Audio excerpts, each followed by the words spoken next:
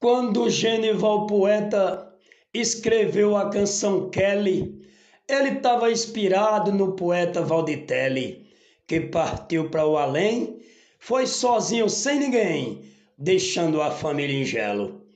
Desmoronou seu castelo quando foi para a terra fria. Já o poeta Sebastião Dias chegou numa cantoria para cantar e não cantou, porque quando ele afinou sua viola, correu logo a notícia que o poeta Valditelli se acabou. Os olhos de Sebastião chorou e ele não conseguiu cantar.